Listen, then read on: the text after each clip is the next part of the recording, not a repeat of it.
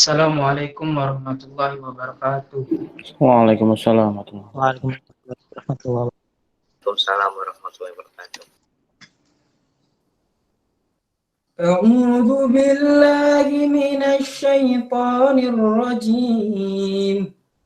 بسم الله الرحمن الرحيم. ولله ما في السماوات وما في الأرض يغفر لمن يشاء ويؤذب من يشاء والله غفور رحيم. يا أيها الذين آمنوا لا تأكلوا الربا أضعافا مضاعفة واتقوا الله لعلكم تفلحون. واتقوا النار التي أعدت للكافرين وأطيعوا الله ورسوله لعلكم ترحمون. صدق الله العظيم. Assalamualaikum warahmatullahi wabarakatuh. Waalaikumsalam warahmatullahi wabarakatuh. Sadaqallah. Semoga dengan pembacaan ayat suci Al-Quran tadi, kegiatan kita pada hari ini diberkahi Allah Subhanahu wa Ta'ala. Selanjutnya tambahan dua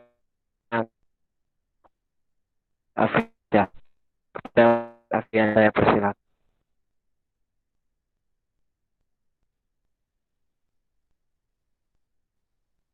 Bismillahirrahmanirrahim. Yang saya hormati Bapak Profesor Dr. M. Nuryanto Al-Arif, MSI, selaku Wakil Dekan 3 Bidang Kerjasama dan Kemahasiswaan. Yang saya hormati Bapak Arif Fitriato, MSI, sebagai Pembina LDK Syahid FEB yang insya Allah sebentar lagi mungkin akan menemani kita. Dan yang saya hormati rekan-rekan pelaksana serta yang saya sayangi teman-teman semuanya. Assalamualaikum warahmatullahi wabarakatuh. Puji syukur kita panjatkan kepada Nabi besar kita Muhammad SAW yang mana telah memberikan kita banyak sekali nikmat gitu ya. Sehingga kita dapat bernafas hingga sekarang, bahkan di tengah-tengah hiruk pikuk virus COVID-19 ini kita masih diberikan kesehatan, alhamdulillah sama Allah, sehingga kita masih bisa berhadir di Gimits ini sekarang untuk menyaksikan Kazani yang terakhir ya untuk semester ini gitu, Kazani episode 7 yang insya Allah pada hari ini akan dibawakan oleh Bapak Arif. Selanjutnya salawat dan salam senantiasa kita panjatkan kepada Nabi besar kita Muhammad SAW. Semoga dengan sering bersalawat kepadanya kita mendapatkan syafaatnya kemudian akhir kelak. Amin ya rabbal alamin. Jadi teman-teman yang selamat datang di Kazani yang ke-7. Jadi sebelum Kazani yang ke-7 ini kita biasanya Kazaninya lewat podcast ya. Tapi sebelum lewat podcast itu kita biasanya Kazani itu setiap Senin sore di salah satu ruangan gedung Fakultas Ekonomi dan Bisnis UIN Syarif Hidayatullah Jakarta gitu ya. Namun karena perkuliahan kita dirumahkan gitu, jadi kita alihkan kemarin platformnya ke podcast, dan yang ke-7 ini kita buat Kazaninya spesial karena kita alihkan platformnya itu ke Google Meet. Jadi teman-teman langsung bisa bertatap muka sama pemateri yang insya Allah akan membawakan materinya hari ini. Dan banyak sekali kekurangan pastinya di acara ini, dan karena kesempurnaan hanya milik Allah gitu ya. Jadi teman-teman yang memiliki saran ataupun memiliki ide gitu, bisa untuk menghubungi LDK Syahid untuk membuat kegiatan yang lebih baik lagi ke depan. Terima kasih kepada teman-teman yang sudah berhadir hari ini, dan terima kasih kepada panitia yang sudah berusaha. Kita doakan semoga acara ini lancar. Dari saya mungkin itu. Mohon maaf apabila banyak sekali kesalahan yang kami lakukan dan kurangnya acara-acara ini nantinya. Billahi taufiq wal hidayah. Wassalamualaikum warahmatullahi wabarakatuh. Waalaikumsalam. Terima kasih, saya sudah Remo. Kita mulai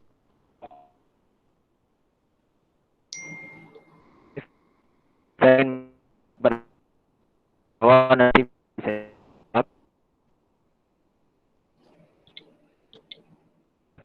dari kali materinya adalah peran Islamic Social Finance saat new normal, yaitu yang akan disampaikan oleh Bapak Profesor Dr. Muhammad Nuryanto Al-Arif MSI, yang mana Pak Nuryanto Al-Arif ini merupakan guru besar ilmu ekonomi syariah yang terhitung mulai tanggal 1 Maret tahun 2020. Kemudian Pak Nuryanto Al-Arif juga merupakan wakil dekan bidang kemahasiswaan, alumni dan kerjasama Fakultas Ekonomi dan Bisnis UIN Syarif Hidayatullah Jakarta. Nah,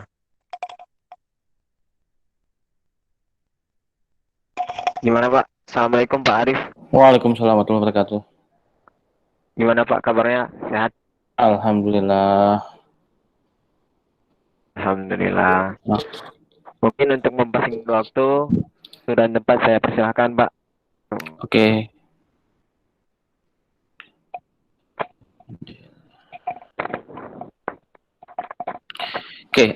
Assalamualaikum warahmatullahi wabarakatuh. Waalaikumsalam. Alhamdulillah, nahmaduhu wa nasta'inu wa nastaghfiruh wa na'udzubillahi min syururi anfusina wa min sayyiati a'malina. Asyhadu an la ilaha illallah wahdahu la syarika lah wa asyhadu anna Muhammadan abduhu wa rasuluhu nabiyya ba'da. Segala puji dan syukur kita panjatkan kehadirat Allah Subhanahu wa taala karena berkat nikmatnya kita diberikan kesempatan untuk berkumpul pada hari ini terkait dengan kajian Hasani ya, Hasanah apa sih panjangannya? Hasanah terkini ya.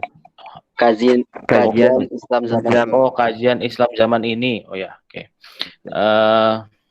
Di mana biasanya pakai podcast, sekarang kemudian tidak menggunakan podcast tapi langsung ya. Oke, mungkin ada sedikit perubahan tema ya terkait dengan, bukan perubahan tema sebenarnya, berbeda sedikit dengan apa yang menjadi dari panitia ya. Dari presentasi saya kelihatan nggak ya? Oke. Kelihatan Pak. Kelihatan Pak. Oke, jadi kalau di judul yang dikasih adalah peran Islamic Social Finance saat new normal ya. Tetapi kemudian saya termasuk orang doesn't believe with new normal ya. New normal atau jangan-jangan malah abnormal ya. Jadi sehingga kemudian saya akan coba paparkan penyebab akibat dari pandemi COVID-19 terhadap pertumbuhan terhadap perekonomian, wabil khusus nanti adalah terhadap kemiskinan dan lain sebagainya. Kemudian di manakah positioning Islamic Social Finance? Saya lihat sini ada sebagian yang mahasiswa angkatan 2019 ya kalau nggak salah. Sehingga mungkin perlu perkenalan. Jadi supaya jangan sampai salah tulis nama ya. Saya kalau mau disingkat tulis saja M Nuryanto gitu ya. Cuma kalau mau dipanjangin Muhammad ya, jangan pernah nulis Muhammad ya. Jadi saya MO bukan MU ya. Jadi nanti kalau mau nulis buat surat-surat dan segala macam jangan sampai salah nama. Oke, saya satu ekonomi bangunan, S2 ekonomi syariah, kemudian S3 ilmu ekonomi. Jadi purely sebenarnya saya adalah orang konven yang kemudian mengkaji atau mendalami syariah seperti teman-teman kalian semuanya ya. Karena kajian ekonomi syariah itu kan baru mulai berkembang mulai dari tahun 90-an yang banyak, kemudian di kampus-kampus mulai tahun 2000-an baru mulai berdiri kampus-kampus atau prodi-prodi yang mengkaji tentang ekonomi syariah. Oke, sekarang kita bicara COVID-19 itu kan kenapa dinamain COVID-19 ya? Karena ini pertama kali muncul di salah satu rumah sakit di Wuhan, China Desember 2019. Sehingga diberi nama kemudian COVID-19 ya. Jadi coronavirus disease yang terjadi di tahun 2019, di mana kemudian ini spread menyebar ke seluruh dunia termasuk Indonesia, sehingga kemudian hal ini mengakibatkan perekonomian banyak terganggu. Selamat datang Pak Arif Fitri, baru bangun tidur ya. Oke, jadi ekonomi banyak terganggu karena disease ini, penyakit ini berbeda dengan penyakit-penyakit lain pada umumnya ya. Jadi meskipun fatality rate-nya tidak terlalu tinggi, tapi kemudian infection rate-nya cukup tinggi ya, sehingga gampang menyebar luas kemana-mana, sehingga akhirnya impact-nya adalah kalau dari OECD kita bisa lihat forecasting mereka hampir seluruh negara itu akan mengalami negative growth, baik di triwulan 1, triwulan 2, 3, dan 4 ya. Jadi semua akan negatif growth. Indonesia mungkin triwulan 1 kemarin aman karena kita informasikan baru benar-benar kita menerapkan PSBB dan segala macam itu kan di at the end of triwulan 1 ya. Jadi di Maret, sehingga kinerja di Januari dan Februari cukup aman, sehingga masih ada positif growth meskipun sedikit turun ya dibandingkan dengan target 5, sekian persen, kita hanya sekitar 2 sekian persen, dan estimasi di triwulan 2 ini nanti akan negatif growth. Artinya secara umum COVID-19 itu akan mempengaruhi pertumbuhan ekonomi di hampir semua negara di dunia. Kemudian ini kalau kita lihat skenario yang muncul dari Kementerian Keuangan ketika press release di April 2020, negatif growth kita awal kan skenario kita di APBN tuh sekitar 5,3%, tapi kemudian berubah. Jadi kalau biasa kita buat skenario itu pesimis, moderat, kemudian optimis, maka di dalam iniannya sekarang hanya ada 2 skenario, yaitu adalah heavy atau very heavy. Jadi kita tidak lagi mengenal istilah seperti optimis, moderat, dan juga pesimis. Jadi semua dianggap memang kondisinya berat. Jadi GDP growth kita pasti diprediksi pasti akan turun. Dan kayaknya kemungkinan besar skenario ini akan berubah lagi, bisa jadi negatif growth kita tidak hanya sampai minus 0,4, bahkan bisa sampai diprediksi di minus 2,3% ya. Artinya hampir kurang lebih hampir sama dengan ketika economic crisis di 98. Kemudian ICP price turun, tapi ternyata kan ini kemarin sudah dijelaskan juga oleh Dirut Pertamina ya, kenapa kemudian harga minyak di dalam negeri tidak ikut turun karena satu dan lain hal. Kemudian exchange rate sempat diprediksi akan di 17,5, bahkan hampir di 20.000. Kemarin sempat awal-awal pandemik kita sampai menyentuh angka 16 ribuan, tapi kemudian BI luar biasa intervensinya, sehingga dia bisa menjaga sustain, menurunkan nilai tukar supaya bisa stabil lagi di angka level 14 ribuan. Kemudian inflasi diprediksi akan mengalami kenaikan. Jadi artinya dari beberapa indikator-indikator yang ada itu menunjukkan sebenarnya kita akan masuk ke dalam resesi. Oke, nah hal yang kita perlu perhatikan adalah pandemik ini akan menyebabkan meningkatnya jumlah orang yang masuk ke jerat kemiskinan. Nanti kita akan bicara di mana positioning Islamic Social Finance itu akan masuk ketika bagaimana kita membantu masyarakat yang nyata sekarang yang terkena dampak itu kan bukan hanya masyarakat miskin ya, tapi adalah masyarakat yang rentan miskin ya. Jadi dia masuk middle income, tapi kemudian ketika jadi pandemik, sehingga kemudian banyak perusahaan yang harus ditutup, kemudian mereka harus ada yang dirumahkan, atau potong gaji, atau di PHK. Nah itu akhirnya kemudian mereka tadi di masyarakat yang menengah itu akhirnya turun ke bawah ke posisi masyarakat miskin. Nah, artinya kita nanti akan mencoba melihat di manakah peran Islamic Social Finance untuk membantu orang-orang yang terdampak akibat COVID-19 ya. Sehingga kemudian judulnya yang tadi New Normal mungkin saya akan coba ganti adalah bagaimana peran Islamic Social Finance dalam mengatasi krisis akibat pandemi COVID-19 ya. Jadi tidak hanya new normal, tapi kemudian COVID-19-nya yang paling penting adalah impact dari COVID-19-nya. Oke, kemudian dari sini kita lihat bahwasanya COVID-19 menyebabkan penurunan kegiatan ekonomi, hampir semua kegiatan ekonomi berhenti ya, tidak bisa berjalan karena lockdown ataupun di Indonesia namanya PSBB dan segala macam menyebabkan masyarakat tidak bebas beraktivitas, sehingga akhirnya ketika aktivitas tidak berlangsung maka kemudian pertumbuhan ekonomi di hampir sebagian negara kemudian declining, menurun, dan impactnya akhirnya ketika pertumbuhan ekonomi menurun maka impactnya adalah pertumbuhan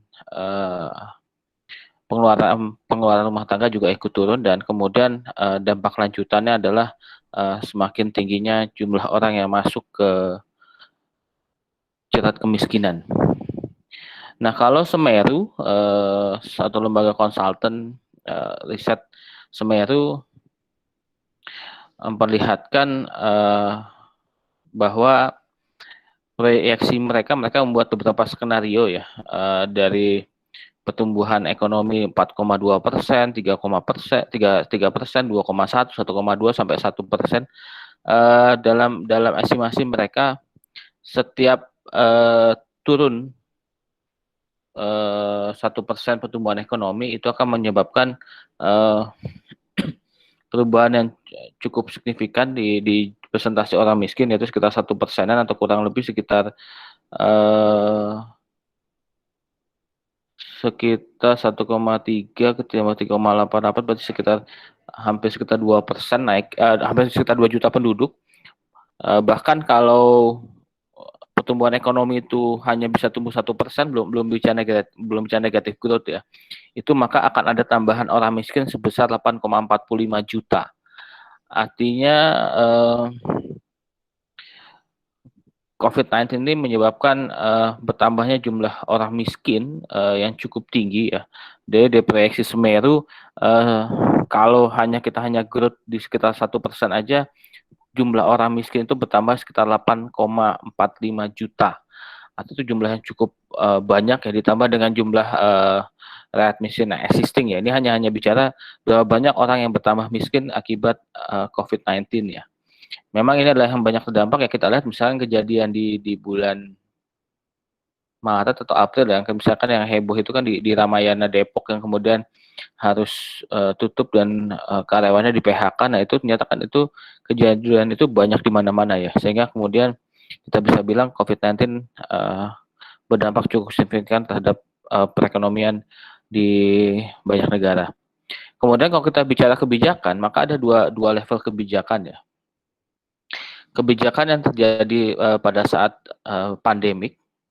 Kalau pada saat pandemik, maka kita akan gunakan survival mode ya. Bagaimana caranya kita bisa survive pada saat itu, sehingga kemudian sifat atau model kebijakannya adalah model kebijakan temporary yang sifatnya sementara, dan kemudian targeted, artinya khusus ditargetkan kepada kelompok masyarakat tertentu. Sementara after pandemic kita akan masuk ke recovery. Kalau dalam posisi saya saat ini, saya bisa bilang sebenarnya kita belum masuk ke recovery sebenarnya. Ini sebenarnya kita masih masuk pandemik yang kemudian dipaksakan seakan-akan sudah recovery. Tapi sebenarnya ini hati-hati, nanti saya akan coba perlihatkan hati-hati dengan second wave ya, karena ketika second wave itu bahayanya cukup lebih besar dibandingkan dengan posisi pada saat sekarang. Oke, jadi kalau kita bicara recovery adalah ketika memang posisi penyebaran virus itu sudah bisa terkendali ya. Artinya jumlah orang yang bertambah positif pun cukup rendah ya. Kalau kita lihat sekarang dalam kondisi terkini ya, coba sambil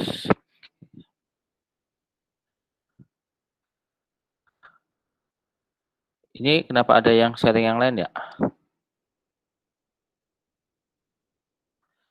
Oke,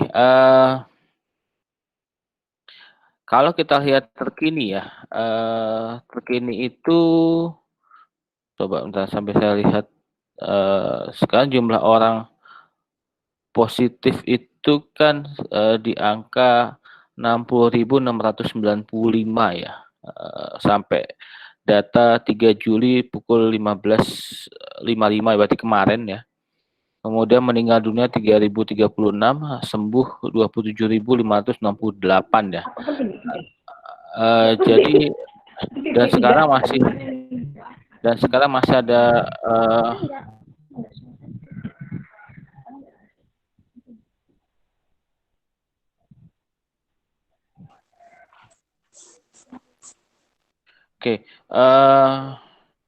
jadi posisinya adalah masih ada pertambahan jumlah orang positif selama 1.000 orang per hari ya. Dan kalau kita lihat memang ketika weekend terkesan rendah ya. Rendah itu karena tidak dilakukan pemeriksaan ya. Jadi berbeda iniannya. Kemudian beberapa policy yang bisa diambil ketika pandemik ada yang akselerasi, ini yang berlaku di hampir semua negara ya. Lockdown artinya benar-benar dikunci. Nah sebenarnya di Indonesia ini PSBB itu saya nggak jelas itu konsepnya seperti apa ya. Kita juga nggak terlalu serius apa yang dilakukan gitu kan. Sebenarnya lockdown itu kan ada yang sifatnya hard, ada yang sifatnya soft ya. Sebenarnya di Indonesia itu very soft lockdown ya. Jadi orang masih bebas kemanapun, masih bebas ya. Kalau di Malaysia sekalipun itu kan soft lockdown ya. Jadi orang boleh keluar tapi yang boleh keluar hanya laki-laki ya. Hanya satu orang per keluarga dan itu hanya boleh untuk membeli apakah makanan atau obat dan segala macam. Sementara di kita masih bebas, orang cuman yang penting mobil kapasitas 50%. Dan bahkan sekarang sudah dilepas lagi ya. Biasa dulu kalau saya mau ke Ciputat, biasa dekat setelah tes poluan itu ada posko pemeriksaan, sekarang sudah tidak pernah diperiksa lagi ya. Sehingga ini menyebabkan ya akhirnya bebas, lalu lintas orang kemanapun bebas ya. Bahkan kita lihat beberapa minggu terakhir gitu, setelah disebutkan dengan PSBB transisi itu puncak penuh, tempat hiburan semua penuh, tempat wisata penuh, pantai penuh. Artinya kita belum survive, tapi kemudian kita sudah merasa sudah dirinya sebagai sudah bebas itu ya.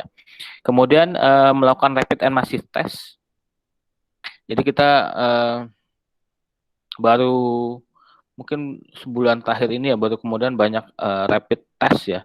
Tapi kemudian rapid test itu sebenarnya kalau tes yang ada itu kan sebenarnya ada tingkatannya, ada rapid, PCR, kemudian paling tinggi adalah swab ya. Jadi sebenarnya yang paling akurat adalah swab. Kalau rapid itu sebenarnya masih reaktif atau tidak reaktif ya. Artinya ketika kita sakit flu aja itu bisa ada kemungkinan sifatnya akan menjadi reaktif ya. Kemudian tapi ini menjadi penting juga ketika kita lakukan secara masif sehingga orang bisa tahu orang-orang mana yang bisa terindikasi sedang tidak sehat ya. Kemudian travel ban. Nah ini disayangkan ketika pertama kali kasus itu meledak di Cina, justru kita mengeluarkan stimulus fiskal jilid 1 ya, yang dimana salah satu kebijakannya adalah bicara tentang insentif untuk pariwisata. Sehingga akhirnya ketika banyak negara menutup sementara negaranya, kita justru malah membebaskan orang untuk masuk, dan ini kemudian menurut saya ini yang kemudian menjadikan kita tersebar virus itu masuk Indonesia ya. Kemudian ada physical distancing yang kita masih lakukan saat ini, kemudian work from home, study from home. Sekarang di beberapa kementerian lembaga sudah mulai didesain flexible working space, FWS. Jadi, orang bebas bekerja dari mana saja, tidak harus dari rumah, dia bisa dari co-working space ataupun segala macam, tidak harus ke kantor, yang penting adalah basis kinerjanya terpenuhi. Kemudian pelarangan kegiatan publik dan hukuman denda bagian tindakan yang tidak patuh. Yang ini kemudian kayaknya di poin terakhir ini kemudian di beberapa daerah kurang diterapkan ya, sehingga banyak orang kemudian masih melanggar, misalnya tidak pakai masker dan segala macam. Oke, kemudian stimulus ekonomi juga ada baik yang fiskal maupun moneter. Ini yang menjaga kita cukup sustain adalah antara Kementerian Keuangan dengan BI itu sangat-sangat berupaya menjaga, bahkan beberapa hal yang sebenarnya tidak bisa dilakukan kemudian sedikit direlaksasi. Misalnya kan SBN ya, surat berharga negara, itu kan sebenarnya tidak boleh dibeli oleh BI di pasar primer ya, tapi kemudian karena untuk menjaga supaya rupiah posisi aman, maka kemudian SBN yang dikeluarkan oleh Kementerian Keuangan itu bisa dibeli oleh Bank Indonesia ya. Itu sebenarnya satu cara untuk menjaga sustainability dari perekonomian, dan itu memang kemudian terlihat rupiah bisa turun, yang tadi sudah di angka 16 ribuan bisa turun lagi ke angka 14 ribu. Ini beberapa kebijakan yang sudah diambil oleh pemerintah, ada yang stimulus 1, stimulus 2. Stimulus 1 ini yang menjadi sorotan adalah ini banyak yang tidak terlalu efektif ya, ketika misalkan dua hal yang tidak efektif adalah insentif pariwisata ya, karena akhirnya sekarang juga jadi tidak berguna, useless ya, karena ketika kondisi pandemi kayak sekarang siapa lagi yang mau jalan-jalan gitu, karena mereka pasti tidak akan ada yang mau jalan-jalan, mereka akan fokus untuk stay at home ya, kemudian bekerja dari rumah, dan kemudian tidak terpikir untuk bagaimana mereka untuk traveling kemanapun. Kemudian kartu prakerja, nah ini menjadi sorotan ya, karena kartu prakerja untuk kondisi saat ini menurut saya secara pribadi sih tidak tepat ya, terlepas dari apapun caranya ya. Sebenarnya kartu prakerja ini adalah cuman repackaging program lama kalau menurut saya ya. Jadi di zaman Pak Harto dulu, zaman Orde Baru, mungkin Pak Arif Fitri tahu, misalnya ada kartu kuning ya dulu tuh kan. Jadi kalau orang lulus sekolah atau kuliah terus mau cari kerja itu wajib ngurus kartu kuning. Nah, kartu kuning itu sebenarnya juga ada insentif-insentif, misalkan pelatihan dan segala macam. Tapi kalau dulu itu pelatihannya selalu sifatnya harus fisik. Kalau sekarang itu pelatihannya mau dibuat sifatnya daring ya, jadi menggunakan aplikasi, bisa ditonton video dan segala macam. Tapi artinya intinya sebenarnya sama, tapi kalau dalam kondisi pandemik sekarang saat ini sebenarnya ini tidak tepat sasaran ya pada akhirnya, karena yang dibutuhkan orang sekarang itu adalah bukan pelatihan, tapi sebenarnya adalah gimana mereka bisa mendapatkan duit sebenarnya. Kalau ini yang kita lihat kan memang mereka mendapat insentif uang, tapi kemudian mereka harus mengikuti pelatihannya dulu, terlepas dari polemik pelatihannya seperti apa. Kemudian ini kemudian diikuti dengan stimulus 2 di bulan Maret dikeluarkan terkait dengan pembebasan PPh dan segala macam. Ini harapannya adalah ekonomi bisa tumbuh, jadi tapi resikonya memang ketika kita ngambil kebijakan ini maka penerimaan negara pasti akan berkurang karena banyaknya PPh yang dihilangkan ya. Kemudian stimulus ketiga ini dikeluarkan di awal April, di mana sudah mulai dilakukan refocusing anggaran dan segala macam, termasuk juga insentif bagi tenaga medis dan belanja penanganan kesehatan. Yang kita lihat beberapa hari yang lalu Presiden Indonesia itu marah-marah di depan menteri ya, karena sudah direfocusing untuk kesehatan, tapi kemudian belum bisa turun. Tapi saya secara dunia birokrasi memahami konteks kemungkinan belum cairnya penganggaran ini, karena secara aturan di birokrasi refocusing itu tidak semudah membalikan telapak tangan ya. Jadi ketika misalnya anggaran itu ada di Kementerian A, kemudian harus mau dipindahkan ke Kementerian Kesehatan, itu tidak bisa langsung serta-merta main asal pindah buku. Tapi harus ada mekanisme keuangan negara yang itu lebih rigid ya.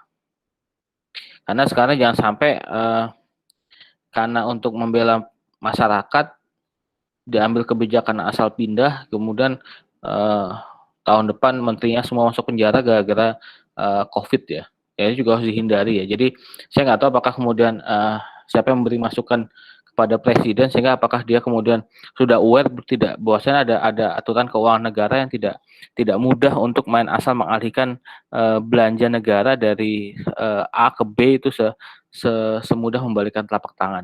Kemudian social safety net akan diperluas, jadi ada tambahan untuk BLT ya, JIP, apakah kalau zamannya krisis 98 itu namanya jaring pengaman sosial ya. Jadi ada social safety net yang akan diperluas, jadi akan lebih banyak masyarakat yang mendapatkan bantuan, baik bantuan yang bersifat cash maupun dalam bentuk paket sembako. Kemudian ada dukungan industri, ini juga penting, jadi ada pajak dan biaya masuk tanggung pemerintah, stimulus kur. Kemudian ada dukungan pembiayaan anggaran untuk penanganan COVID yang awal ditargetkan ini semuanya 405 triliun, tapi kemudian beberapa minggu belakang kita lihat anggaran untuk penanganan COVID ini sudah ditambah lagi. Cuma permasalahannya apakah penambahan ini langsung semudah membalikkan telapak tangan atau tidak. Nah, itu adalah aspek birokrasi keuangan negara kita. Oke, kenapa kemudian saya cenderung termasuk orang yang tidak mau menggunakan istilah new normal ya. Jadi kita harus hati-hati dengan penyebaran pandemik ini ya. Sekarang ketika direlaksasi ya dengan nama kalau di Jakarta PSBB masa transisi ya, ini mengakibatkan kayaknya sudah mulai naik lagi ya. Sementara kemarin pada saat PSBB itu kan kita sudah mulai sedikit lebih dikendalikan. Kekhawatiran yang bisa muncul adalah kalau kita berkaca kepada lesson history ketika Spanish flu ya di tahun 1918, orang awalnya wah sudah senang dia di first wave, oh aman, menganggap oh bebas, sudah bebas, ini kan sudah flat ya. Kalau kita lihat di bagian bawahnya sudah flat, orang bebas beraktivitas dan segala macam. Tapi ternyata ini disease-nya atau penyakitnya itu belum tuntas ya. Jadi begitu meledak lagi, dan ini bahayanya lebih besar dibandingin the first wave ya. Kalau kita berkaca di Spanish flu, ini jumlah orang meninggal di second wave ini yang terinfeksi hampir mencapai 500 juta orang, kemudian 50 juta orang diantaranya meninggal. Nah, pertanyaannya apakah ini yang mau kita lakukan ya? Karena sebagian orang kan menganut herd immunities ya. Ya dianggap kita akan sebagai layaknya hewan ternak yang kalau misalnya ada yang sakit kemudian dibiarkan aja, nanti kan mereka akan punya imun tubuh sendiri sehingga kemudian mereka bisa survive. Tapi pertanyaannya adalah herd immunity itu harus mengorbankan sekitar 3% penduduknya biasanya untuk bisa sampai benar-benar orang imun. Nah, 3% penduduk Indonesia dengan 265 juta, it means sekitar 265 sekitar 3% ada sekitar 7,95. Artinya kita harus mengorbankan sekitar 7-8 juta penduduk Indonesia untuk meninggal akibat disease ini. Apakah itu yang mau kita lakukan? Pertanyaannya.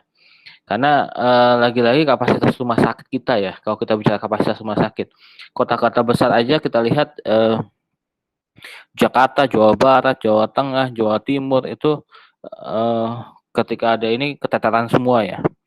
Padahal provinsi-provinsi major di Indonesia, bahkan kota-kota besar di Jakarta, Bandung, Surabaya, Semarang, Solo itu semua ketika ada di sini tidak bisa mengatasi karena keterbatasan ruang isolasi, ruang perawatan intensif yang mereka punyai. Jadi ini yang harus kita hati-hati. Maka kemudian saya cenderung tidak mau menggunakan kata new normal, karena bagi saya new normal itu tidak jelas konsepnya seperti apa. Karena new normal itu sebenarnya bukan hanya sekedar kita balik ke aktivitas normal, tapi kemudian dengan protokol kesehatan. Bagi saya definisi new normal yang sebenarnya adalah kita mampu memanfaatkan teknologi untuk kemudian dalam aktivitas sehari-hari kita. Misalnya kayak sekarang kita diskusi dengan menggunakan fasilitas Google Meet gitu ya. Atau kalau misalnya teman-teman beberapa khazani sebelumnya menggunakan podcast, nah itu adalah namanya pemanfaatan teknologi untuk aktivitas sehari-hari kita. Makanya kemudian beberapa kementerian lembaga sudah mulai mau menerapkan FWS, jadi yang seperti saya bilang tadi, jadi flexible working space, jadi dia bebas berkeliaran dimanapun, baik dia bisa di rumah atau dia bisa mencari tempat yang nyaman buat dia, yang penting ketika ditagih pekerjaannya selesai ya. Tidak seperti yang terjadi sekarang, WFH kemudian menganggap ketika di rumah itu bersama dengan libur. Nah, itu harus hati-hati. Nah, artinya hati-hati kita menggunakan istilah new normal. Ini istilah new normal itu adalah kita sebenarnya bukan hanya sekedar aktivitas normal kemudian dengan protokol kesehatan, tapi lebih dari itu adalah bagaimana kita bisa bekerja dengan cara yang baru, tidak cara dengan old fashion lagi. Kita tidak bisa ke toko buku, maka kita bisa cari e-book kemudian untuk belajar dan lain sebagainya. Nah, ini teman-teman mahasiswa juga harus menyadari itu, bahwasanya ketika kita bicara new normal, maka bicara bagaimana kalian tidak lagi beraktivitas seperti semula, tapi adalah bagaimana pemanfaatan teknologi menjadi salah satu kuncian atau jalan untuk beraktivitas. Oke, ada path to recovery, ada the best scenario, ada worst scenario. Best scenario, pandemik ini akan mulai flat di triwulan ketiga tahun 2020, sehingga di triwulan keempat ini akan bisa di-contain, dibatasi penyebarannya sehingga lebih mudah untuk recovery, sehingga akhirnya di 2021 kita sudah mulai bisa untuk proses menuju recovery. Tapi the worst scenario adalah ini akan bisa menjadi krisis yang cukup panjang ya, kemudian menyebar kemana-mana. Ini yang harus hati-hati sebenarnya, karena kita lihat sekarang Papua misalkan sudah ada pasien yang positif, artinya penyebarannya sudah cukup meluas dari Aceh di daerah barat, di ujung barat Indonesia, sampai di Papua di ujung timur Indonesia. Artinya ini harus hati-hati, karena ketika kita bicara masalah negara kepulauan seperti Indonesia, tidak semua daerah di ujung-ujung Indonesia itu punya fasilitas kesehatan yang memadai ya. Kekhawatiran saya adalah nanti kemudian ketika ini sudah menyebar kemana-mana dan mereka tidak punya vaskes yang cukup memadai, sehingga akhirnya pasien itu tidak dapat ditangani secara baik ya. Bahkan Jakarta sendiri aja cukup keteteran ketika jumlah pasien yang positif cukup banyak. Artinya kalau kita bicara the worst scenario, maka kita akan lebih bingung lagi bagaimana untuk memflattenkan, untuk bagaimana mengurangi jumlah orang terinfeksi dan sebagainya, dan bahkan krisis yang kita hadapi akan jauh lebih lama. Nah, ada socio-economic challenge yang kita hadapi terkait dari pandemi COVID-19. Pertama adalah economic recovery, jadi kita kapan akan mulai melakukan recovery. Kemudian food insecurity, jadi kerawanan pangan. Jadi COVID-19 menunjukkan kita punya rawan pangan yang cukup tinggi ya. Kita lihat misalnya beberapa waktu lalu gula sempat langka dan segala macam. Itu menunjukkan kita sedikit rawan pangan. Kemudian ketidakpastian ekonomi. Kemudian ada disrupted global supply chain, jadi gangguan terhadap rantai pasok global ya. Jadi karena pandemik, maka barang-barang kita tidak ada yang bisa keluar dan barang dari luar juga tidak bisa masuk ke dalam negeri, sehingga ini menjadi hambatan tersendiri, apalagi kebutuhan barang kita cukup tinggi ya. Bahkan kita untuk mendapatkan bantuan APD, masker yang beberapa waktu lalu dari Cina itu pun harus kita menggunakan pesawat sendiri ya, karena tidak bisa menggunakan supply chain seperti biasa karena pandemik. Kemudian kita tidak punya mitigasi resiko ya. Kita punya undang-undang kesehatan, tapi kemudian ketika terjadi pandemik seperti kemarin, kemudian kita gagap bagaimana menanganinya ya. Akhirnya kita menangani pandemik ini seperti layaknya menangani bencana, padahal ini dua hal yang berbeda, sehingga kita harus perlu penanganan yang khusus ya. Dan sayangnya kayak kita belum punya suatu mitigasi resiko bencana yang sustain ya.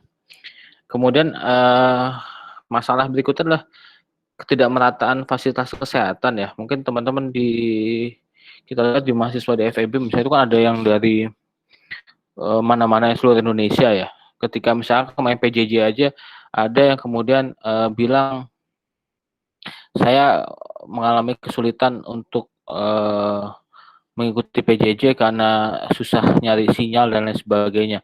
Artinya itu menunjukkan ada permasalahan di kita ya. Artinya hal sepele itu aja kita banyak mengalami kesulitan, apalagi fasilitas kesehatan ya. Artinya di daerah-daerah vaskesnya mungkin tidak lagi sebaik di Jakarta. Bahkan kalau kita lihat beberapa waktu lalu ada orang yang dari Padang Sidempuan harus ke Medan untuk mendapatkan penanganan, tapi di tengah-tengah perjalanan kemudian dia juga harus juga karena sudah terlalu lama ya kemudian jadi meninggal ya. Karena ini menunjukkan bahwasanya ketidakmerataan vaskes kita ya, fasilitas kesehatan kita di daerah ya. Maka ini kenapa kita susah mengunci penyebaran, karena khawatir ketika ini menyebar semakin luas dan semakin masif di daerah tidak sanggup untuk menangani berdasarkan vaskes yang mereka punya. Kemudian action plan yang saya recommended action plan yang kemudian kita bisa lakukan, pertama big data ya. Big data ini maksudnya adalah satu kelemahan kita adalah data ya. Jadi ketika misalkan mungkin kalian pernah masih keingat perdebatan antara Anies sebagai Gubernur Jakarta dengan Menko PMK juga dengan Mensos terkait bantuan ya.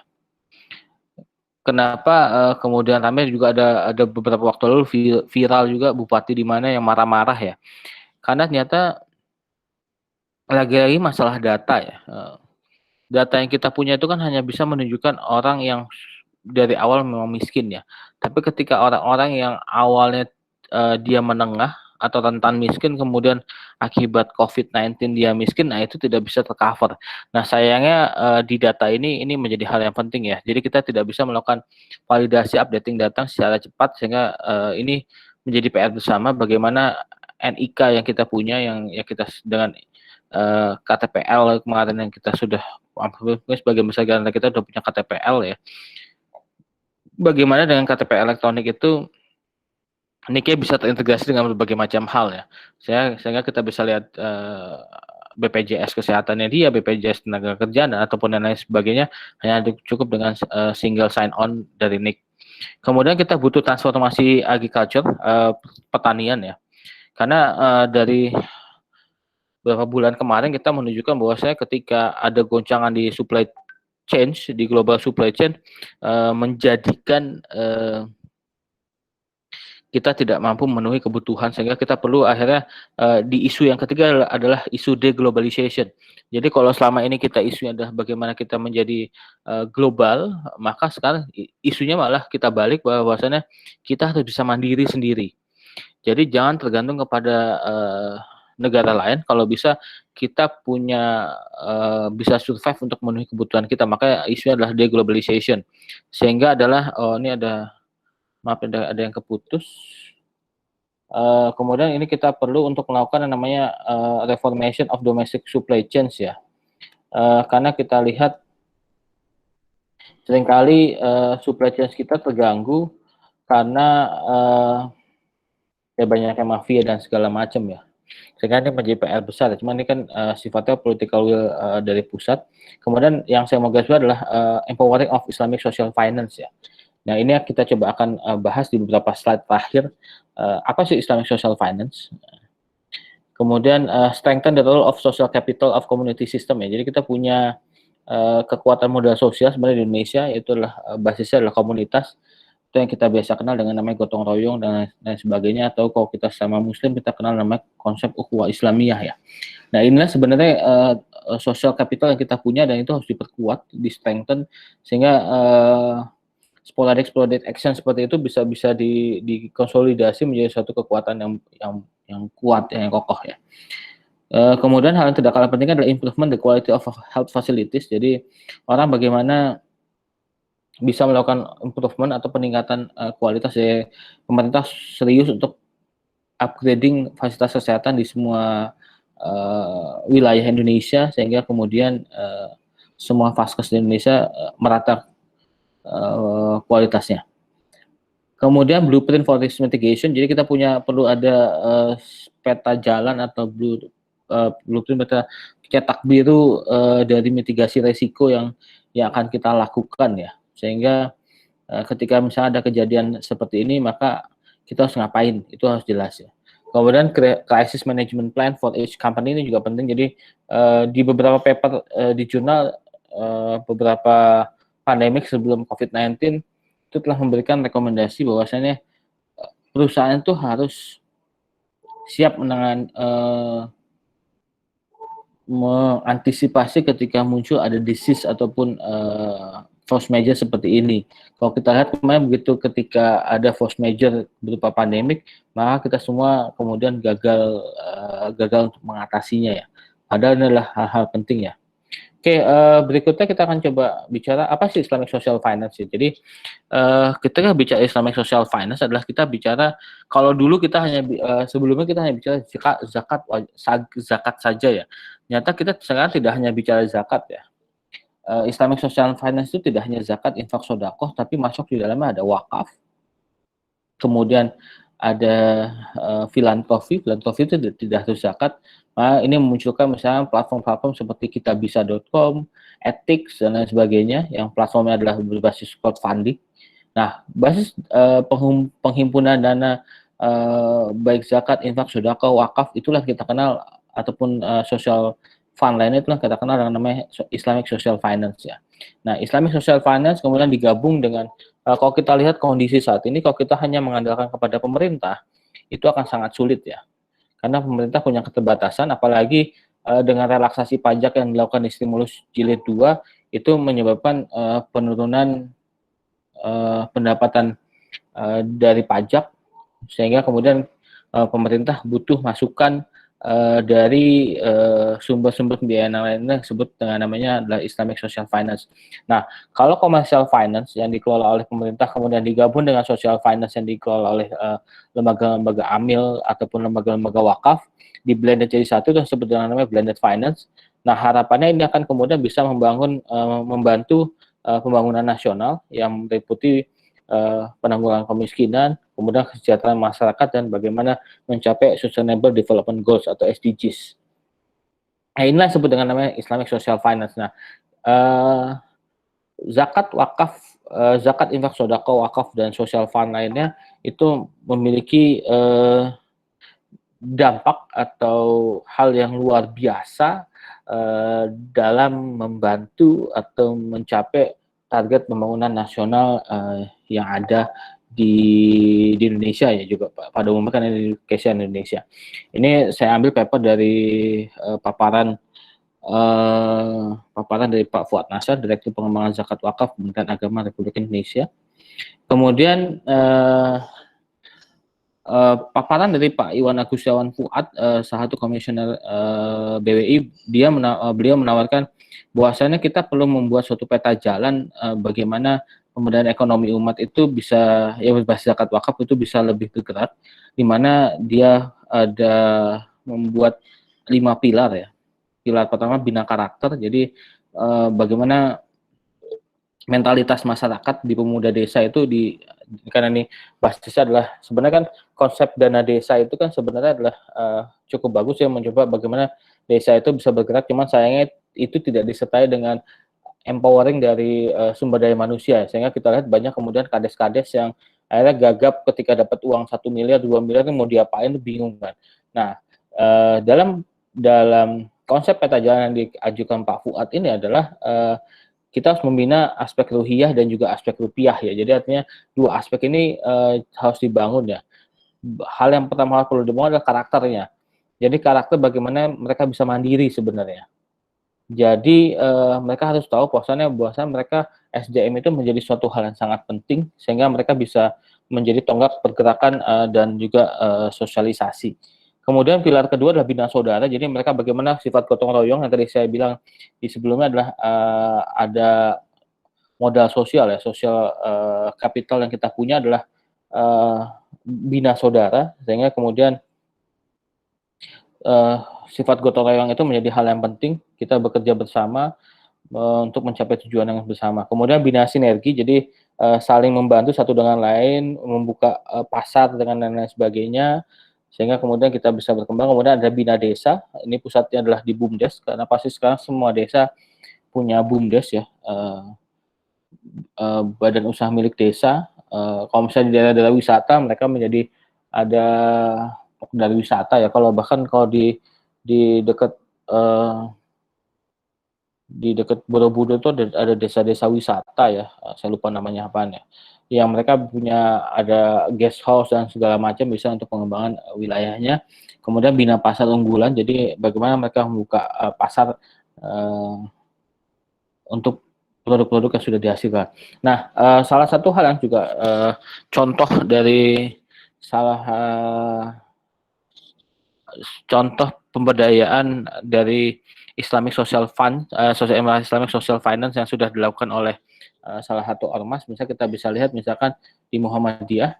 Muhammadiyah itu ketika pandemik ini kemudian mereka membuat Muhammadiyah COVID-19 Comment Center. Jadi ini lintas majelis, lintas lembaga. Jadi tidak lagi ada Lazis Muhammadiyah atau majelis wakaf, semua dilebur jadi satu dengan satu ada comment center yang baru. Jadi ini bentuknya bukan majelis ataupun lembaga, tapi adalah sifatnya taktis sementara. Salah satu ormas yang cukup masif membantu COVID-19 adalah Muhammadiyah. Dengan kita lihat bahwasanya total pengeluaran dana pada 3 Juli 2020 kemarin pukul 16 itu adalah 176.411.897.393 rupiah. Ini di luar biaya perawatan di rumah sakit Muhammadiyah dan Aisyah yang mereka punya. Jadi ini fully untuk pembagian masker, penyemprotan disinfektan, pembagian hand sanitizer, sosialisasi edukasi, makanan siap saji, dan lain sebagainya, dengan total penerima manfaat sekitar 3.295.944 jiwa ya. Artinya ini adalah contoh pemberdayaan Islamic Social Finance yang dilakukan oleh di salah satu ormas ya. Dan ini alangkah baiknya misalnya ketika ini mampu dikapitalisasi oleh pemerintah sehingga bisa lebih berdaya guna. Jadi LAS dan BAS yang ada itu tidak lagi jalan sendiri-sendiri, tapi mereka bisa dikapitalisasi. Mungkin juga saudara teman-teman kita di NU juga mungkin melakukan hal yang sama, cuman saya tidak tahu laporannya di mana gitu kan. Kalau di Muhammadiyah, khusus Muhammadiyah, mereka punya website tersendiri untuk COVID-19 ini sehingga semua lebih transparan kepada publik. Kemudian adalah Rumah Sakit Muhammadiyah hampir menangani di 79 rumah sakit, semua menangani COVID-19 ya, semua dimiliki oleh Muhammadiyah, menangani untuk merawat pasien. Nah, ini semua relatively free. Jadi artinya ini adalah contoh bagaimana Islamic Social Finance ini mampu diberdayakan sehingga bisa mampu membantu mengurangi dampak dari COVID-19. Cuman memang yang dilakukan oleh ormas walaupun sekarang adalah masih baru masuk ke tahap yang survival mode ini. Dia belum masuk ke tahap recovery karena memang belum tahap muncul. Nanti kalau tahap recovery biasa kita akan mulai bagaimana melakukan aktivitas yang sifatnya lebih padat karya segala macam sehingga orang ketika bekerja dia dapat insentif, dapat uang clear sehingga dia bisa survive. Nah, ini yang sebenarnya kita perlu perhatikan betapa Islamic Social Finance, zakat, infak, sedekah, wakaf dan social fund lainnya itu menjadi hal yang cukup penting untuk diberdayakan, karena kalau hanya mengandalkan kepada pemerintah pasti akan mengalami kesulitan sehingga kita butuh suatu inputan atau tambahan dari sumber pembiayaan yang lain. Mungkin itu yang bisa saya sampaikan. Sisanya bisa kita lanjutkan dengan diskusi. Untuk materi tadi pagi saya sudah kasih ke panitia, jika kalian mau baca silahkan. Oke, terima kasih Pak Nadal atas materinya. Ya teman, apa rencananya ini gimana ya? Kita kumpulkan 3 pertanyaan dulu ya Bapak. Bebas aja, boleh tanya langsung saya jawab juga boleh dikumpulkan dulu juga boleh. Terima kasih Pak.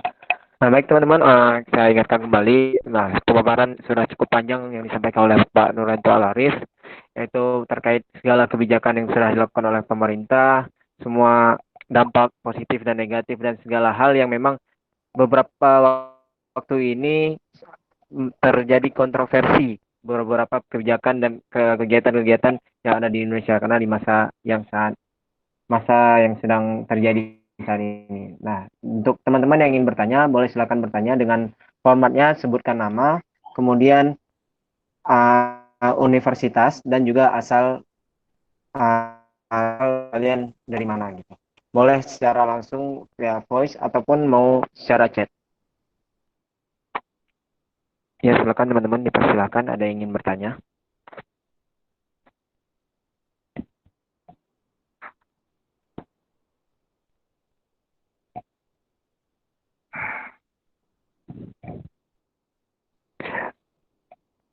Yang ingin bertanya boleh silakan. Karena nanti baru 3 orang penanya yang pertanyaannya akan diberikan hadiah dari panitia.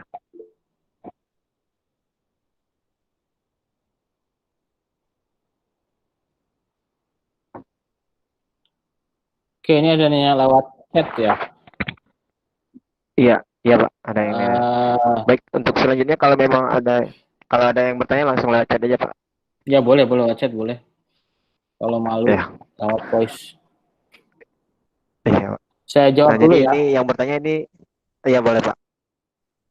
Masuk. Oke, Mas Ayu Ustazah, sebenarnya gini, ketika kita bicara new normal, sebenarnya kan belum ada statement dari pemerintah untuk new normal sebenarnya. Di Jakarta pun kan bahasanya masih PSBB masa transisi ya. Kenapa belum bisa dikatakan tuh sebenarnya baru bisa kita katakan new normal ketika ada hitung-hitungannya ya, ada tingkat penyebaran, tingkat infeksi itu sudah di bawah R-nya itu sudah di bawah 1, berapa gitu. Artinya sudah tidak ada penyebaran lagi sebenarnya, ataupun kalau ada penyebaran itu sudah sangat-sangat bisa dikendalikan ya. Coba nanti sambil jadi ada hitungannya ya. Sebenarnya kalau teman-teman coba lihat di katadata.com ya, sebenarnya ada RO dan RT ya. RO itu adalah hitungan berapa dia tingkat penyebaran yang bisa dilakukan. RO kita itu harusnya dan RT itu harus di bawah 1 ya. Cuman kalau saya lihat sekarang kayak kita belum menyentuh angka itu karena dengan tambahan orang yang positif setiap 1.000 orang per hari itu menunjukkan bahwasanya masih ada masalah di kita ya.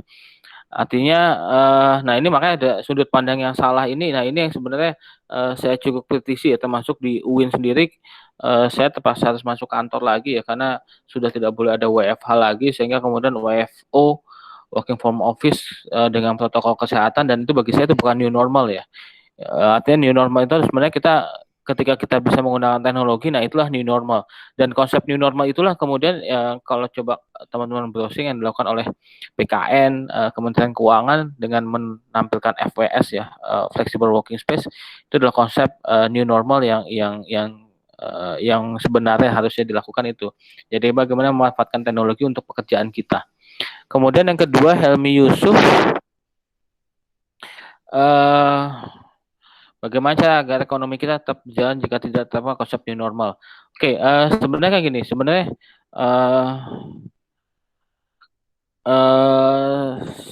ini dilematis ya memang sebenarnya antara bagaimana apakah kita menjaga kesehatan atau menjaga ekonomi ya, sehingga kemudian dikeluarkanlah konsep new normal yang menurut saya konsepnya masih belum terlalu jelas ya.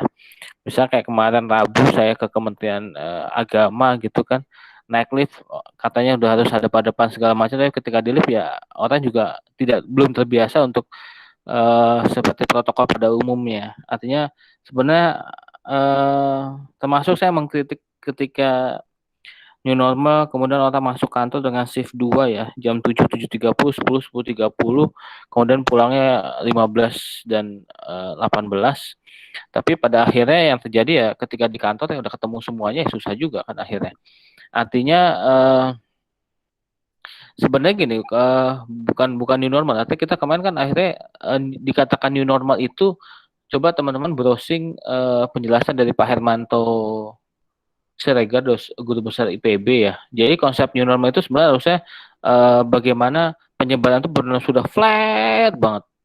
Jadi tingkat infection rate itu sudah kecil, sudah di bawah 1, jadi sudah tidak ada orang terinfeksi. Mungkin dari sekian ratus ribu orang hanya ada 1. Nah itu enggak, artinya sudah benar-benar terkendali.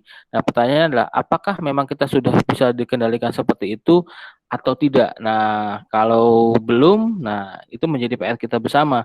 Jangan sampai kita memaksakan new normal hanya supaya ekonomi tumbuh. Makanya kita lihat kemarin kan kemudian beberapa pasar ternyata justru menjadi epicentrum penyebaran virus yang baru lagi sekarang.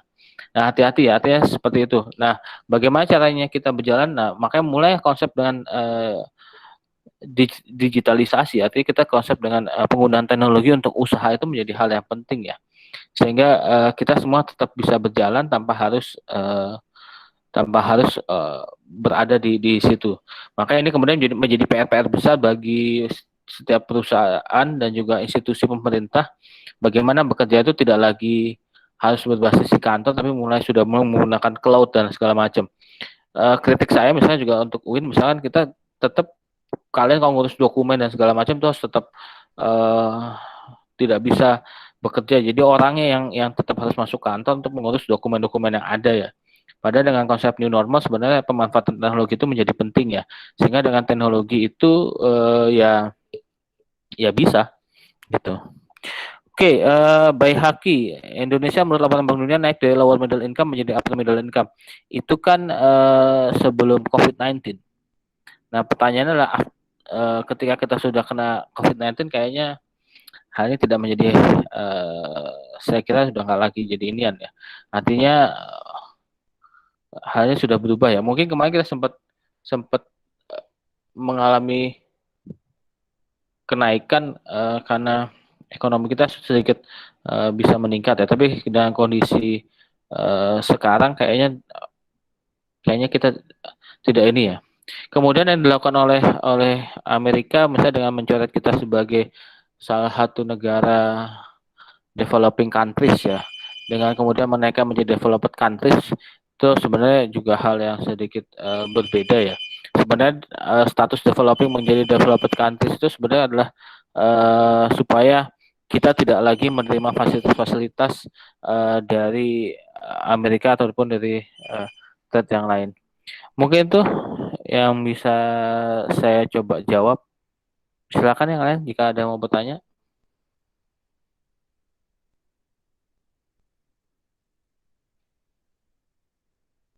Ya, ada Pak di chat grup. Ya itu yang saya jawab. Oh, atau lagi ya. Pak Arif Fitri. Iya. Oke. Masa nggak enak juga nih jawab. Pak Arif. Oke. Memang Pak Arif Fitri memang ini menjadi PR besar ya. Kalau saya ikuti diskusi dengan Pak Fuad, Direktur Pemberdayaan Zakat Wakaf, memang ini menjadi PR akhirnya dengan pandemik ini harus ada perubahan behavior kita ya. Termasuk mitigasi bencana, artinya sudah mulai wakaf itu tidak lagi hanya bicara sekolah, sekolah, pesantren, perguruan tinggi dan sebagainya, tapi bagaimana kita kemudian mungkin bisa jadi di ke depan itu wakaf itu dikembangkan untuk rumah sakit, mungkin untuk pabrik-pabrik, misalkan untuk pabrik untuk apa, vaskes ya, misalkan untuk masker, hand sanitizer dan sebagainya, ataupun obat dan segala macam. Atau juga wakaf diarahkan untuk pendirian lab semacam kayak lab untuk vaksinasi dan untuk mengembangkan imunisasi, vaksinasi dan lain vaksin itu. Artinya itulah menjadi PR besar kita, bahwasannya wakaf tidak lagi hanya fokus kepada sekolah, kuburan dan lain sebagainya, tapi bagaimana wakaf dalam jangka yang panjang itu sudah mulai untuk mengelola fasilitas-fasilitas kesehatan, termasuk untuk public budgeting. Mungkin ini menjadi PR besar juga sebenarnya karena ini kaitan dengan APBN dan segala macam, memang kita belum memasukkan itu ya. Nah sebenarnya Basnas dan BWI itu harus bisa berkontribusi sehingga APBN yang ada itu bisa mampu bersinergi dengan sumber-sumber keuangan Islam lainnya. Mungkin itu yang bisa saya sampaikan. Ada lagi? Oh, Nurholis. Oh, merger. Oke, beberapa hari terakhir ada isu gimana beberapa bank BUMN akan di merger menjadi satu. Bagaimana dampak untuk keuangan negara? Apa hubungannya merger dengan keuangan negara ya? Ya, merger tentu akan memunculkan cost, tapi cost itu adalah cost yang ditanggung oleh perusahaan masing-masing ya. Terutama sebenarnya bank-bank BUMN kita sebenarnya fine-fine aja, tidak dalam kondisi yang kesulitan likuiditas ya. Meskipun ada beberapa bank kemarin kesulitan likuiditas seperti yang muncul bank Bukopin dan sebagainya macam, tapi itu sebenarnya tidak terlalu berimpact ya. Keuangan negara sebenarnya nah OJK memang mengarahkan untuk perkuatan industri perbankan dan keuangan itu memang kemudian mengarahkan beberapa bank dan insurance itu untuk kemudian mereka merger untuk bisa memperkuat permodalan mereka. Kalau ke aspek keuangan negaranya terkait dengan merger, saya masih belum bisa melihat relasi di antara keduanya ya. Silakan kalau yang lain mau tanya. Kalau mau tanya langsung boleh, kalau mau lewat chat lagi juga boleh.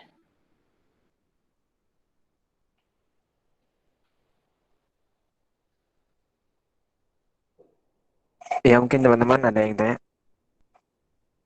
Mungkin boleh saya izin Pak, saya bertanya Pak. Ya monggo. Jadi saya beberapa waktu lalu saya sempat baca satu artikel Pak. Jadi ada di mana memang wacana dari pemerintah itu penggunaan yang dana campuran yang seperti Bapak tadi ada salah satu slide di PPT Bapak yang menjelaskan itu tentang dana campuran yang mana sumber dana itu dari ya zakat, infak, sedekah dan wakaf gitu Pak. Tapi di slide tadi saya melihatnya cuman dana campuran tersebut digunakan hanya untuk pembangunan nasional, tapi hanya dalam dalam konteks ekonominya saja gitu. Tapi apakah boleh di dana-dana tersebut digunakan untuk pembangunan nasional itu selain infrastruktur ataupun layanan-layanan lain? Kan kita lihat sekarang nggak semuanya bisa menikmati layanan yang disediakan oleh pemerintah. Ini dana campuran maksudnya dana campuran apa ya?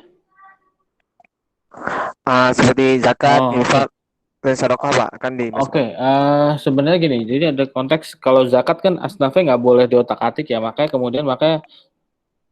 muncul kemudian bagaimana kita mengelaborasi atau mengoptimalkan non zakat ya. Karena kalau zakat itu kan tetap ada 8 asnaf ya. Sementara kalau non zakat, infak dan sedekah itu lebih bebas termasuk wakaf. Memang pada akhirnya ini coba diupayakan beberapa hal yang lain. Makanya kemudian ini munculkan misalkan inovasi dari BWI adalah cash wakaf link sukuk ya. Jadi adalah wakaf uang atau wakaf tunai itu kemudian dikaitkan dengan sukuk, yang sukuknya adalah gunanya adalah untuk infrastruktur. Nanti keuntungan dari itu baru kemudian digunakan untuk kemaslahatan, misalkan apakah bantu orang yang lagi kesusahan ataupun bangun rumah sakit ataupun yang lain sebagainya. Artinya sudah mulai ada coba inovasi bagaimana mengkaitkan dengan yang lain ya, termasuk juga dengan pengelolaan dana haji dan lain sebagainya. Mungkin itu ya, Rahmat, untuk pertanyaan kamu. Jadi artinya sebenarnya bisa dioptimalkan beberapa hal ya. Artinya yang sudah coba dilakukan oleh BWI adalah tadi cash wakaf link sukuk ya. Mungkin kalau nggak salah besok ada kajian dari lisensi, kalau nggak salah itu bicara cash wakaf link sukuk. Nah mungkin teman-teman bisa gabung dengan kajian lisensi, karena kalau nggak salah yang isi itu Pak Nurul Huda, Komisioner BWI, kemudian ada dari DJPPR ya, Direktorat Jenderal Pengelolaan Pembiayaan dan Risiko Kementerian Keuangan. Itu akan bisa banyak bertanya tentang bagaimana mengkaitkan wakaf atau sama social finance dengan infrastruktur ya. Kalau nggak salah kan kemudian cash wakaf itu digunakan untuk membeli sukuk, kemudian sukuknya adalah sukuk untuk infrastruktur. Oke, Mas Ayu Ustazah, blended finance ada beberapa perusahaan sudah menerapkan CSR. Nah, CSR itu dua hal yang berbeda dengan Ziswaf ya, Neng ya. Artinya CSR hal yang berbeda. Kalau misalnya mau, sebenarnya kita sudah mengembangkan Islamic Social Reporting ya. Nah, itu tidak hanya CSR, tidak hanya dana sosial, tapi ada bahkan kewajiban perusahaan untuk mengeluarkan zakat di situ. Nah, kalau itu yang sudah mereka lakukan, maka mereka sudah bisa masuk dalam kategori mereka sudah menerapkan blended finance. Tapi kalau mereka hanya CSR murni, kalau dalam pandangan saya itu sih belum masuk ke blended finance ya. Artinya masih harus ditingkatkan karena CSR itu kan menjadi hal yang wajib ketika menjadi regulasi ya. Dan kadang-kadang akhirnya CSR itu digunakan juga untuk membangun citra diri mereka. Jadi tidak murni untuk mengembangkan atau memberdayakan masyarakat. Oke, ada pertanyaan berikutnya Sohibah Marhamah. Apakah Indonesia sudah siap melakukan new normal atau adakah standarisasi untuk kebijakan new normal? Kalau dalam pandangan saya dalam kondisi saat ini sih kita belum siap ya karena tingkat penyebarannya masih cukup tinggi ya. Harusnya oke lah kita boleh mulai beraktivitas, tapi aktivitas antar kota kalau menurut saya dalam pandangan saya itu jangan dulu ya karena jangan sampai menyebar virus lagi ya. Seperti kita lihat kejadian beberapa hari lalu, salah satu penumpang Garuda Indonesia ternyata kan begitu penerbangan Jakarta Sorong kalau nggak salah ya, begitu sampai di Sorong, begitu dicek ternyata positif. Nah ini kan jadi masalah. Makanya harusnya ketika kita bicara transisi itu sebenarnya kalau saya secara pribadi lalu lintas manusia antar daerah jangan dilepaskan dulu sebenarnya. Sekarang kita lihat orang sudah bebas lepas untuk keluar kota tanpa ada pemeriksaan lagi. Nah ini kekhawatiran saya nanti muncul second wave ya. Kalau mau transisi boleh transisi tapi yang sifatnya tetap localized. Jadi orang itu masih bisa dilokalisir di wilayahnya atau di daerahnya sendiri tanpa mereka melakukan lintas daerah. Aban, dia kebijakan stimulus 1 kartu prakerja. Oke, kartu prakerja menjadi tidak tepat sasaran pada kondisi saat ini ya. Karena kondisi saat ini kalau kita lihat dari sisi pelatihan yang diberikan di kartu prakerja itu pelatihan-pelatihan yang sifatnya sudah banyak tutorial di internet dan itu bisa dilakukan. Yang kedua hasil dari pelatihannya belum bisa diterapkan. Jadi percuma juga misalkan ada pelatihan fotografi, tapi juga dia tidak bisa melakukan fotografi. Karena latihan fotografi tentu apakah dengan latihan dengan nonton video bisa, kalau dia tidak punya kamera pertanyaannya. Nah itu kan banyak kebijakan yang tidak tepat ya.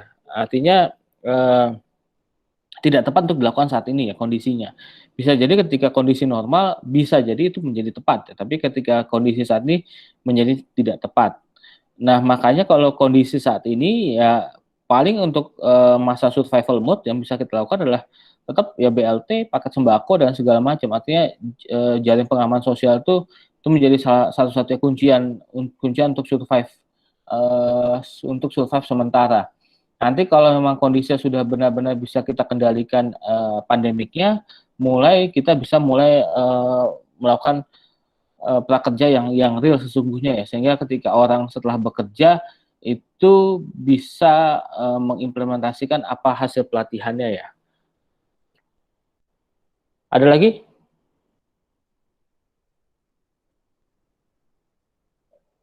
Kayaknya yang di chat Gimana teman-teman? sudah saya jawab semua.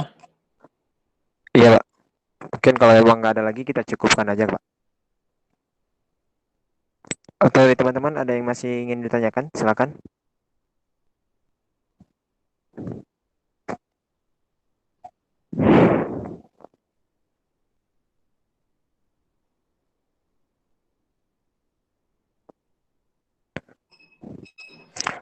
Mungkin kayaknya udah nggak ada lagi, Pak. Mungkin cukup.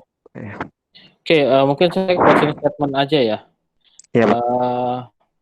Jadi teman-teman sekalian di kondisi pandemik sekarang termasuk PJJ insya Allah kita akan lakukan sampai akhir tahun paling cepat ya. Jadi kan semester depan itu kita akan masih menerapkan PJJ. Jadi dalam kondisi persiapan menuju tatanan baru ini adalah hal yang menjadi penting adalah kesiapan kita untuk menggunakan teknologi, karena di tatanan hidup yang baru adalah penggunaan teknologi menjadi hal yang penting. Kemudian terkait dengan Islamic Social Finance, ini adalah bisa menjadi satu kuncian yang bisa dilakukan oleh bisa dioptimalkan oleh pemerintah, karena kalau mereka hanya mengandalkan dana pemerintah itu menjadi sangat berat, terutama aspek birokrasi pemerintah ya. Jadi meskipun mereka punya uang, tapi tidak serta-merta uang itu bisa digunakan, apalagi refocusing yang sudah dilakukan oleh di beberapa kementerian, termasuk Kementerian Agama sudah melakukan refocusing juga. Apakah kemudian ketika anggaran dari setiap kementerian dipotong kemudian dialihkan ke Kementerian Kesehatan untuk penanganan kesehatan langsung bisa dieksekusi, itu juga tidak semudah membalikkan telapak tangan ya. Sehingga kemudian kita butuh adanya suatu lembaga atau suatu subsistem lain yang bisa bekerja secara dinamis tanpa ada jalur birokrasi yang rumit ya. Nah, itulah peranan lembaga-lembaga badan dan lembaga amil zakat yang mengelola tidak hanya zakat saja, tapi juga infak, sodakoh, dan juga kemudian mereka sudah mulai masuk ke platform-platform crowdfunding, sehingga mereka mengoptimalkan pengelolaan dana-dana keuangan sosial yang mereka sudah lakukan. Salah satu ormas yang sudah cukup berhasil melakukan ini selama masa pandemik adalah Muhammadiyah dengan membentuk Muhammadiyah COVID-19 Command Center, yang tadi kita lihat sampai di angka 700 miliar bisa menyalurkan bantuan dana keuangan sosial ya. Artinya ini bisa direplikasi oleh ormas-ormas yang lain, termasuk NU juga saya pikir juga melakukan hal yang sama. Kemudian lembaga-lembaga lain juga melakukan hal yang sama, sehingga apabila semua pengelolaan dana yang dilakukan oleh ormas dan juga lembaga amil zakat ini bisa dioptimalkan oleh pemerintah, maka ini akan menjadi suatu kekuatan yang cukup besar ya, sehingga bisa membantu pemerintah dalam menanggulangi dampak COVID-19, terutama terhadap masyarakat miskin yang terdampak. Mungkin itu yang bisa saya sampaikan. Terima kasih kepada Bimo selaku Ketua LDK, juga Pak Arif Fitrianto selaku pembina LDK, yang sudah memfasilitasi kegiatan kajian apa tadi Khazani, kajian zaman ini apa lah itulah. Pokoknya itu ya, artinya oh ya ini kajian zaman terkini. Artinya terima kasih banyak, ini adalah hal-hal yang cukup bagus, mungkin nanti bisa dilakukan di kegiatan-kegiatan lain yang lebih terstruktur lagi dengan hal yang lebih masif. Mungkin itu yang bisa saya sampaikan. Wassalamualaikum warahmatullahi wabarakatuh. Waalaikumsalam. Waalaikumsalam warahmatullahi wabarakatuh. Terima kasih, Ustaz. Baik, terima kasih saya ucapkan kepada Pak Muhammad Nurraja Al-Arif dan juga Pak Arif Fijrianto atas waktunya. Dan sebelum kita menutup Ghazani kali ini, alangkah baiknya kita menutupnya dengan doa, yaitu yang akan dibacakan oleh Abandia Al-Haki. Kepada Abandia Al-Haki, saya persilahkan.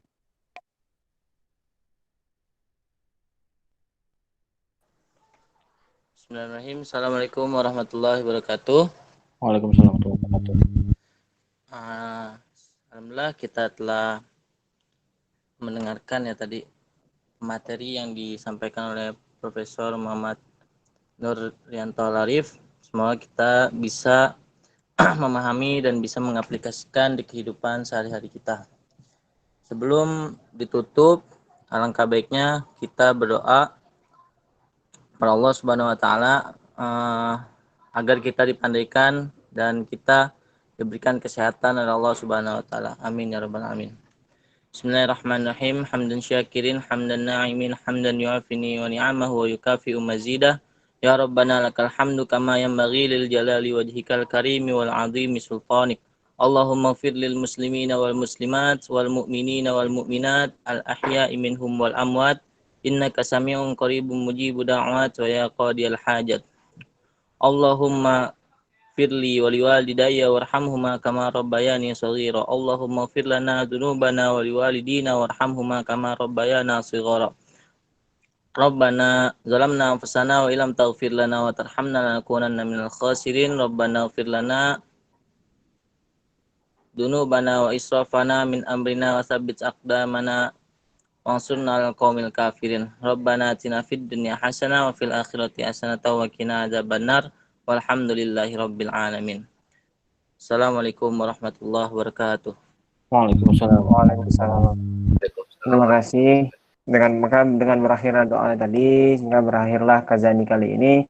Semoga materi yang disampaikan tadi dapat bermanfaat bagi kita dan kita dapat mengambil hal-hal yang positif dan dapat kita laksanakan dalam kehidupan sehari-hari kita. Nah, untuk penanya yang terbaik itu giveaway-nya akan diumumkan melalui grup. Dan mungkin cukup sekian dari saya. Saya Rahmat Syarif selaku Master of Ceremony Kazani yang ketujuh ini. Mohon maaf apabila banyak kekurangan dan kekhilafan. Sekian dari saya. Wassalamualaikum warahmatullahi wabarakatuh. Waalaikumsalam warahmatullahi wabarakatuh.